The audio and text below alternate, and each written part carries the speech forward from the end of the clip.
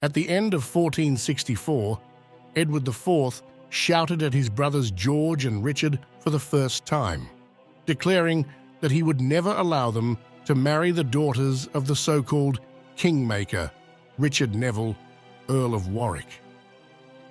He had held a secret meeting with the two teenagers shortly beforehand to discuss this option. Edward, who had made his secret marriage to Elizabeth Woodville public only a few weeks earlier, exploded with anger. The Earl had asked him in advance. The king had refused in no uncertain terms. Now Edward had to realize how little his word as king and head of the family apparently meant to his most important follower. Worse still, Warwick had tried to instrumentalize Edward's brothers to get his way. The Earl wanted either to force Edward to give in or to compel him to admit to a break between the two men. Richard was already unofficially living in the Kingmaker's household and was to move officially to Middleham Castle a few months later. How was the 12-year-old supposed to understand this? Edward let off steam that evening. In truth, George and Richard were the entirely wrong targets for his anger, and the king himself knew it. He was furious at Warwick and at himself. George, however, managed to attract the king's wrath with a clumsy remark. He said that Edward's marriage had worked out well for the monarch after all. It gave him, he said, entry to a good place. The last was an allusion to the rumors that Edward's marriage was driven by his intimate desire. It is quite possible that George had hit the nail on the head. Nevertheless, the remark was unwise. He could think of his brother's marriage that way and quietly agree with Warwick's proposals. But to say it aloud crossed a red line he should not have passed. Anyone with eyes to see and ears to hear knew that there was a dangerous rift at the English court, one that would sooner or later force all nobles to take sides, even the king's brothers. Welcome back to Lemmy History. This is episode 4 of 6 in my series dedicated to the confrontation between Edward IV and Henry VI. As always in my series, all episodes can be understood independently. The previous episodes are, of course, linked in the description. In the last episode, I discussed how it wasn't the Woodville marriage itself that made Neville an enemy of Edward. Even the king's quarrel with his brothers was a symptom of this deeper conflict. Warwick reacted relatively pragmatically. He was trying to find a way to accept that the Queen's siblings married all the high-ranking unmarried nobles, and yet ensure that his daughters didn't miss out. In the process, he had to endure massive humiliation. A marriage for his nephew George, long negotiated with Anne Holland, was successfully torpedoed by the Queen. The daughter of an exiled Lancaster duke married Thomas Grey, a son from Elizabeth Woodville's first marriage instead. It is unclear whether Edward failed to see the problem that was bound to emerge, or whether he intended to make a statement. Warwick was his subject, dependent on the king, not the other way around. In the end, however, it was not the disagreements between the two men over contemporary marriages that led to the permanent break between them. Warwick was the godfather of the king's first child, his daughter Elizabeth of York, who was born on February 11th, 1466. For a time, the king even seriously considered betrothing her to Neville's nephew in hopes of resolving all disputes surrounding the various marriage arrangements. It was foreign policy in particular that caused the rift between the two men to deepen into a full-blown breach. Warwick pushed for an alliance between England and France, while Edward preferred Burgundy, possibly influenced by his new kinship with the Woodvilles. However, this cannot be said with certainty. What is clear is that the two men stood at odds on this matter, and the conflict only intensified. At least, that is how the continuator of the Crowland Chronicle interpreted it. It is my belief that this was the real reason for the disagreement between the king and the earl, and not the marriage between the king and Queen Elizabeth. Historians such as Michael Hicks have followed this view in the past, and they were not wrong. Still, the picture remains incomplete. What happened on the domestic front must also be considered. The great promises Edward had made at the beginning of his reign remained little more than lip service. At the same time, Warwick had to watch as men who had once served under him, men dependent on him, were now favoured in his place. His own confidants were removed from the centres of power. For a skilled propagandist like Warwick, this provided fertile ground for doing what he did best, eliminating a king. But first things first. Let us begin with foreign policy. Warwick had been on Louis XI's payroll for years, which made him a natural supporter of an alliance with France. But it was more than personal gain that drove his efforts. England was embroiled in a trade war with Burgundy. Duke Philip was unyielding on the matter, and his son and heir, Charles, was known to be sympathetic to the House of Lancaster, to which he himself belonged. It was also common knowledge that Charles harboured grand military ambitions. He aimed to transform Burgundy into a true European great power. In the worst-case scenario, England, already suffering economically, would find itself dragged into years of costly wars it neither wanted nor could afford, or be left diplomatically isolated. France, on the other hand, was weak. Louis had still not fully secured his throne, though he had held it since 1461. The Duke of Brittany, in particular, continued to resist royal authority. An Anglo-Burgundian alliance would have been a nightmare for the French king, and he was accordingly eager to make substantial concessions to win Edward to his side. Louis had quickly moved on from the failed marriage negotiations with the English king. It is even said that he entertained the idea of restoring the duchies that Henry VI had lost to England, on the condition, however, that Edward renounce his claim to the French crown.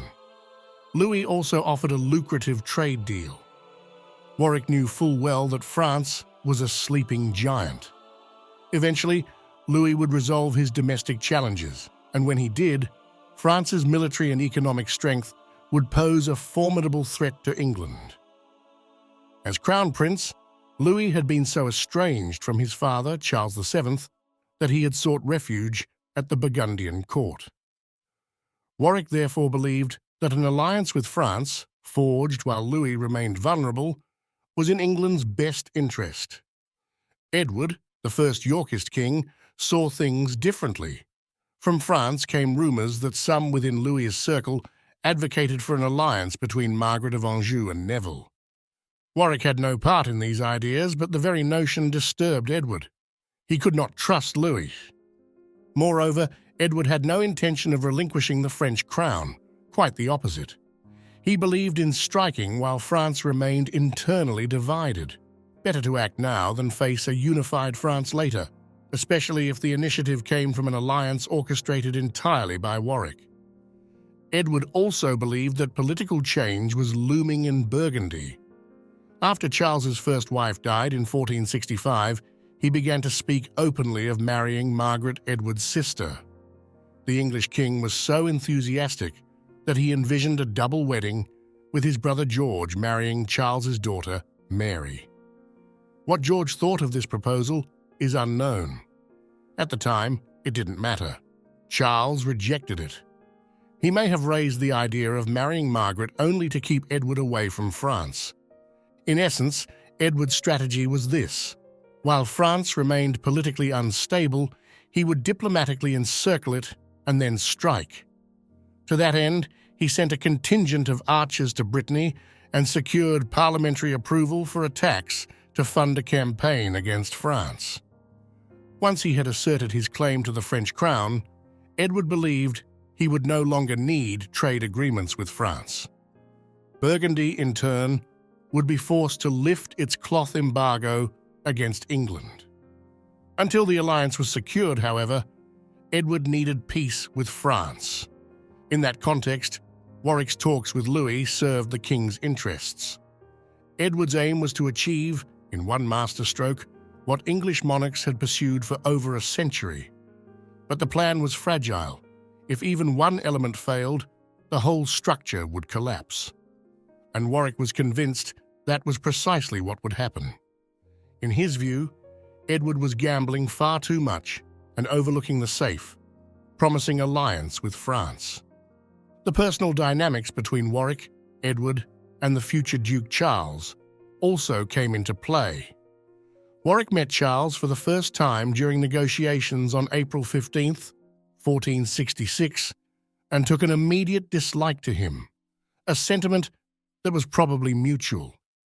Edward and Charles, however, appeared to get along, perhaps because they communicated only through letters and emissaries.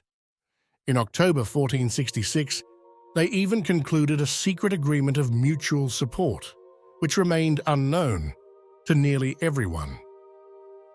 Edward had deliberately excluded Neville from those talks. That same year, it became painfully clear what game Edward was playing. He removed Warwick from all negotiations with Burgundy and replaced him with his father-in-law, Earl Rivers. Robert Stillington also joined the team, replacing John, Lord Wenlock, whom Edward rightly suspected of being Warwick's man. Only Hastings remained as a constant among the English negotiators. The Kingmaker was still allowed to handle discussions with France, but Edward intended to use those negotiations as leverage in talks with Burgundy. Moreover, the French court had yet to realize that Warwick no longer influenced the king's foreign policy. Louis and his advisors still believed the Earl dictated political strategy. Edward intended to preserve that illusion as long as possible. In France, Warwick proposed that both nations assist each other in suppressing rebels. Louis also promised to find a suitable husband for Margaret of York. Edward would receive an annual French pension of 4,000 crowns. With this offer, the Earl returned to England, accompanied by a French delegation. Edward, however, avoided any contact with the diplomats. Everything remained under Warwick's direction. Diplomatically, this was a humiliation, both for France and for Warwick, who had promised the French a proper reception in London. In practice, though, it reinforced the perception that the young king did not know what he was doing. In fact, Edward had a clear plan. He appointed Rivers as the Crown's financial administrator, and the Queen's father quickly earned his substantial salary of over £1,000 a year. He and the king secured new lenders, most notably the Medici Bank. Here, Edward benefited from fortunate timing. The Pope had recently acquired large alum deposits, a mineral vital to Europe's economy. To maximize profits, he aimed to enforce a papal monopoly on alum across Christendom, which required cooperation with secular rulers. The Medici, as the Pope's bankers, were instrumental to this plan, and now they had a major presence in London. This was remarkable, given Italian bankers' previous disastrous experiences with English kings and the Medici's general aversion to lending to princes. The connection to the Medici Bank came via their man in Burgundy, who had ties to the ducal government. This represented a significant conflict of interest that caused deep concern in Florence. Edward, however, was undeterred. In his eyes, his alignment with Burgundy had already paid off. The Medici were now financially invested in the success of his reign. Warwick could argue that no formal treaty with Burgundy had yet been concluded. Duke Philip still opposed one. He could also point out that he had secured a new truce with France by March 1468 almost effortlessly, but it made no difference. Edward was convinced that his path was the right one, and he was the king. However, the negotiations with Burgundy were progressing too slowly for the king. And alongside Warwick, another culprit had come into focus: his brother George Nevill, who served Edward as chancellor. In 1465, George had been elevated to Archbishop of York and had hosted a lavish banquet to celebrate the occasion. Virtually every figure of rank and influence in England attended. It was at this event that young Richard made his debut as a member of the Kingmaker's household. But two key absentees spoke volumes: the King and Queen. The message could not have been clearer. There was a serious problem. Edward was well aware that Neville aspired to become a cardinal. Since the Pope required the English king's support to enforce his monopoly on alum, a papal promotion was within the realm of possibility. Yet Edward did not nominate Neville. Instead, he put forward Thomas Bourchier, Archbishop of Canterbury. The king was related to Bourchier, but then he was also related to Neville. Cecily Neville, Edward's mother, was George's aunt. Bourchier had once served as chancellor under Henry VI, just as Neville held that same office under Edward.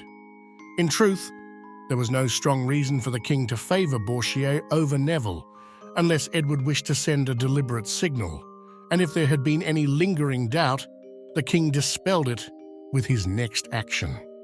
When Bourchier's cardinalship was confirmed, Edward sent a copy of the appointment letter directly to George Nevill.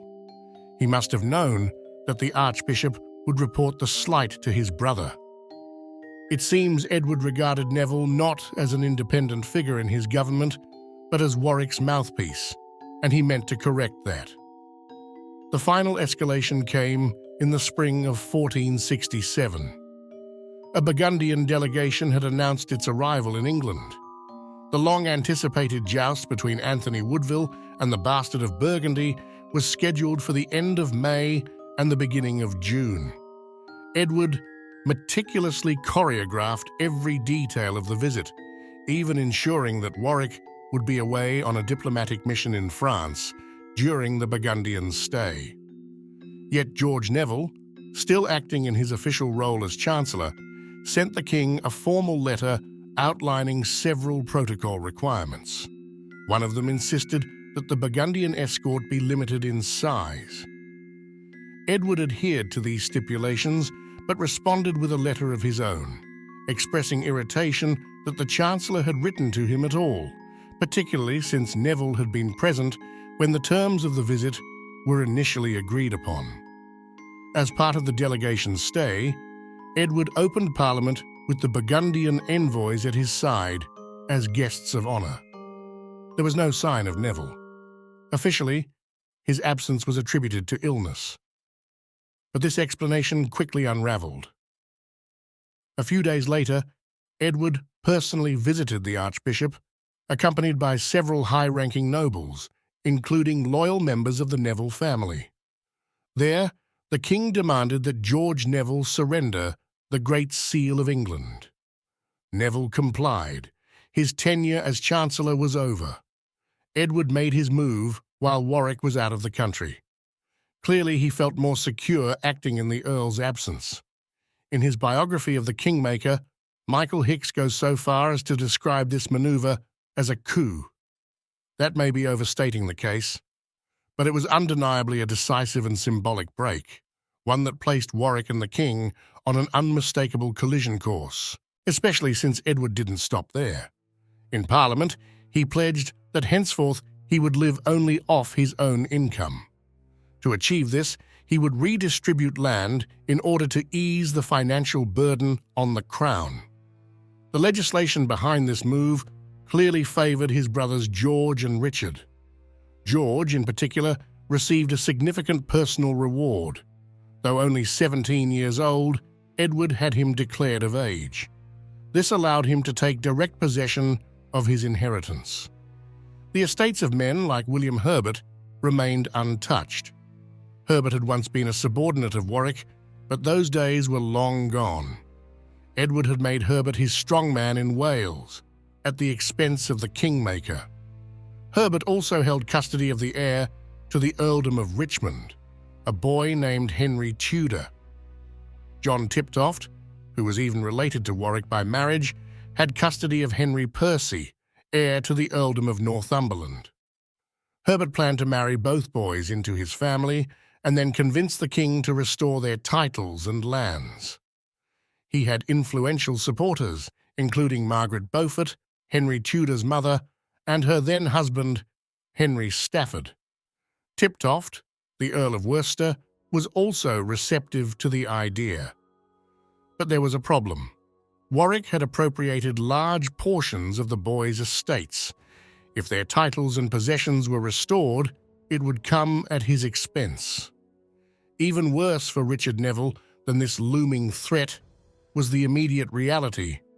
Parliament was already reducing the lands of both him and his brother, and neither of them was present to raise an objection.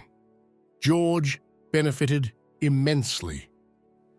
Edward likely believed this redistribution was a clever political maneuver. Perhaps the idea was to turn the Kingmaker against his brother, thereby making any future marriage alliance between the two families impossible. If that was the king's hope, it was a serious miscalculation. While Warwick negotiated a highly advantageous trade treaty with France, the agreement ultimately proved worthless. Louis XI was almost certainly aware of the developments in Burgundy. Indeed, in June of 1467, he offered for the first time to broker a reconciliation between Warwick and Margaret of Anjou. Lancaster agents at the French court had long urged such a move and had reported on the growing rift between the Kingmaker and the monarch in London. It's telling that Louis also proposed French marriages, one for Margaret of York, another for Richard, Duke of Gloucester. The Milanese ambassador recorded that it was noted how George had been excluded. Louis allegedly commented that George was already taken.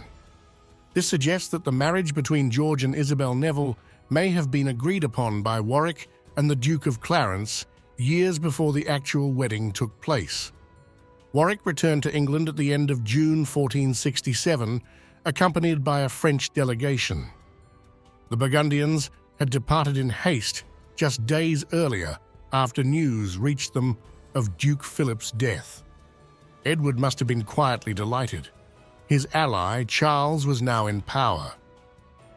The French envoys were lodged in the same quarters previously used by the Burgundians, which they could only interpret as an insult. They received few gifts, and to top it off, Edward served them Burgundy wine. According to Angelo Catto, who heard the story while still in Italy, Louis would never forget the slight. A spoiler for future videos. This wine may have played a symbolic role in 1483. Unsurprisingly, the French delegation left England empty-handed in July 1467. Louis was finished with Edward. The following year, he supported a half-hearted rebellion by Jasper Tudor, which was quickly crushed. Now more than ever, Louis was willing to reconcile the Kingmaker and Margaret of Anjou. Warwick, meanwhile, had retreated to his country estate after hearing what had transpired in his absence. It's unclear whether he yet knew that Edward had also signed a 30-year truce with Burgundy. But one thing must have been apparent.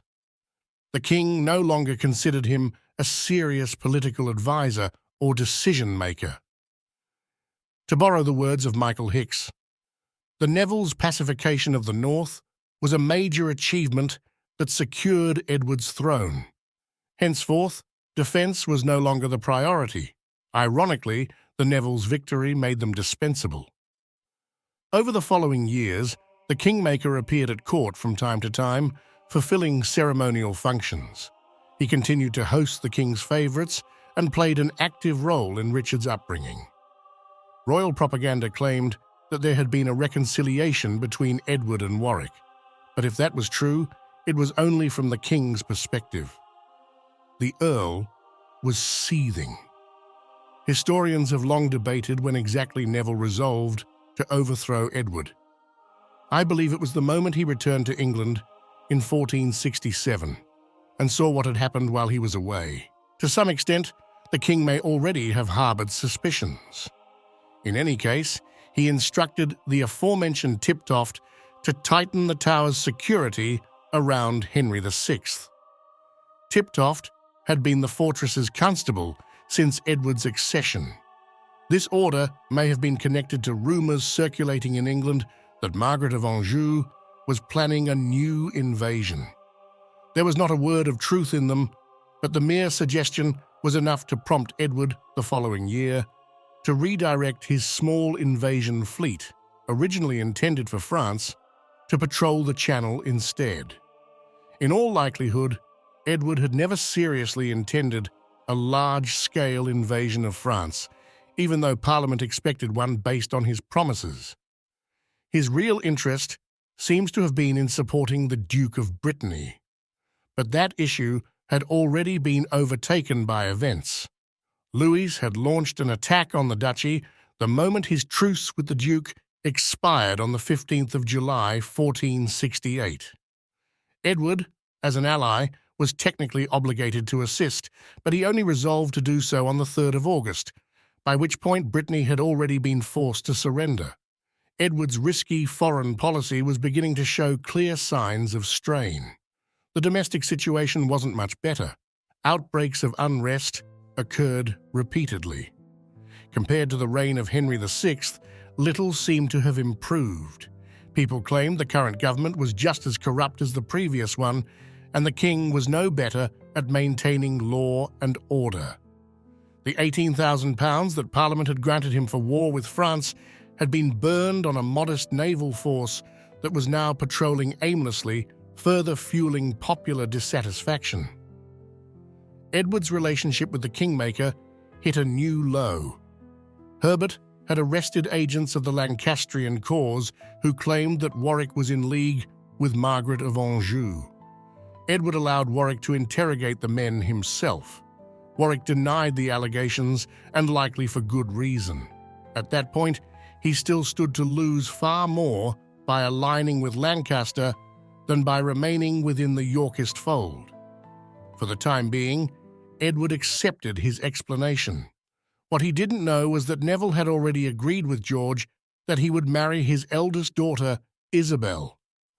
Since the couple were too closely related, they needed a papal dispensation. George Nevill, though recently deposed as chancellor, was still Archbishop of York, and only too willing to help. George had grown weary of being treated as nothing more than a pawn in Edward's political chess game. The king placed the highest expectations on him, yet offered no real advancement or significant responsibilities. Edward, in anticipation of having sons, had named his eldest daughter Elizabeth of York as his heir after her birth. This insulted his brother, who now found himself sidelined by a girl. George, too, was ready for a change, and willingly grasped Warwick's outstretched hand. Together, the two men resolved to replace Edward with George, and Edward did everything in his power to assist them in their plan, though not knowingly. The marriage negotiations with Burgundy for his sister Margaret of York turned into a disaster. In order to pave the way for the union, the ongoing trade war first had to be brought to an end. To this end, Edward unilaterally lifted the sanctions that England had imposed on the duchy. He then accepted a trade agreement that placed his own kingdom at a massive disadvantage. As part of the marriage settlement, Edward also agreed to pay a dowry of 200,000 crowns to Duke Charles, 50,000 of which were due on the wedding day. He did not have the money. After the humiliating failure of the French expedition, there was no question of asking Parliament for assistance. Left with no other option, the king swallowed his pride and turned to Warwick for a loan. After all, he remained the richest nobleman in the realm. But the Kingmaker refused. With no support from Warwick, Edward was forced to raise the necessary funds by selling political favours in exchange for loans from other lenders, thus weakening his position further. Charles repaid him by delivering the final blow to Edward's foreign policy.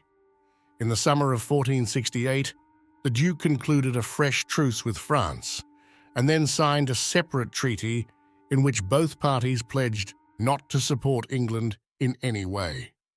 By then, his marriage to Margaret of York had already been consummated for several months. Edward had thus given his sister's valuable hand in marriage to a man who turned on him at the first opportunity. For this, he had plunged himself into serious debt and accepted a trade treaty that was ruinous for English merchants.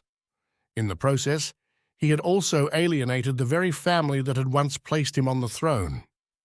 And across the kingdom, unrest was spreading. Did he ever glance toward the prisoner in the Tower and wonder whether, after all, he had done Henry VI a terrible wrong? And that was only the bad news Edward knew about. In March 1469, the Nevilles secured papal dispensation for the marriage of George, Duke of Clarence, and Isabel Neville. Whether the king was aware of this development at the time remains uncertain. However, as Michael Hicks notes, it is difficult to imagine that a matter so widely known across England could have escaped the king's attention. The wedding itself took place in Calais that summer, officiated by George Nevill, Archbishop of York. A number of high-ranking guests were present. Among them was Cecily Neville, mother to both the bridegroom and the king. But one man was conspicuously absent: Richard, Duke of Gloucester. He had not yet turned 17, but Edward had already declared him of age. Having grown up in Warwick's household, Richard might well have felt a personal connection to the Kingmaker and his family. It is inconceivable to me that Cecily could have attended the wedding without Richard being aware of it. Not after his long years at Middleham, and especially since Warwick intended him to marry his younger daughter, Anne. Far more likely is that Richard had already been forced to choose between his brothers and chose Edward. If so, then Edward certainly knew more than he let on. What he may not have believed, however, was that George would actually defy him and go through with the marriage. It was not illegal. Marriage fell under the jurisdiction of the Church, not the Crown, and the Pope had granted his blessing. George was of age. Edward, as head of the family, had forbidden the match, but this carried no legal weight. After the ceremony in Calais, George and the Nevilles crossed a threshold from which there could be no return. Across England, letters circulated from rebels and agitators calling for the removal of the Woodvilles. Warwick, his brother, and now his son-in-law endorsed these demands and added their own letter, a kind of political cover page. In it, they professed their loyalty to Edward and claimed their only goal was to rid the king of evil advisers and help him govern more wisely. There was no mention of placing George on the throne. Officially, Warwick presented his plan as a rerun of 1460, an effort to reform royal government in the name of the king. But in truth, he had a new 1461 in mind. What Edward did not know was just how thoroughly the rebellion against him had been prepared. One of its most prominent leaders went by the name Robin of Redesdale, almost certainly a cover for Sir John Conyers, a loyal retainer of Warwick's at Middleham Castle. The Kingmaker had quietly orchestrated several uprisings across the realm to destabilize the king's position. To his dismay, it was his own brother, John Nevill, who had crushed the first rising under the name of Robin of Redesdale. But the second attempt proved far more effective. Redesdale began stirring unrest in Yorkshire. Meanwhile, Warwick and George, still in possession of the loyal Calais garrison, prepared to land elsewhere. They chose Kent, a region already familiar with rebellion. A previous insurrection under the name Robin of Holderness had been beaten by the said John Nevill, with Redesdale barely escaping with his life. Though Holderness was executed, unrest in the region persisted. Edward found himself overwhelmed. In earlier times, he would have called upon Warwick to crush one faction while he dealt with the other. That was no longer an option. The king hesitated, remained passive for too long, and eventually dispatched an army northward under William Herbert, the Earl of Pembroke, Humphrey Stafford, Earl of Devon, and Richard Woodville, Earl Rivers. The Queen's younger brother, Sir John Woodville, also rode with them. Edward himself began mustering troops in the south, but kept delaying his departure. Warwick, still wildly popular among the Commons for his warnings against Edward's foreign policy blunders, exploited this hesitation. Many flocked to his banner. He united with the Kentish rebels and quickly assembled a formidable force. In the north, the king's army suffered a devastating defeat at the hands of the insurgents. The Queen's father and brother were captured, subjected to hasty show trials, and executed. Herbert and Stafford also met their ends. Stafford, in particular, was lynched by an enraged mob. Edward had far too small an army to challenge either of the rebel forces, and then suddenly he found himself caught between them. They had outmaneuvered him. Their coordinated movements made one thing unmistakably clear. This was no coincidence. It was a trap. The only small comfort for Edward was that his wife and daughters, who should have been at his side, had managed to escape back to London. The king himself fell into the hands of the Kingmaker and his brother. They moved him between Warwick's various strongholds. He was meant to serve as a puppet for Neville's rule, just as Henry VI had once been. But Edward was not Henry. He refused to play the part. Now, everything in England hung in the balance. Thanks for watching, and as always, please like and subscribe.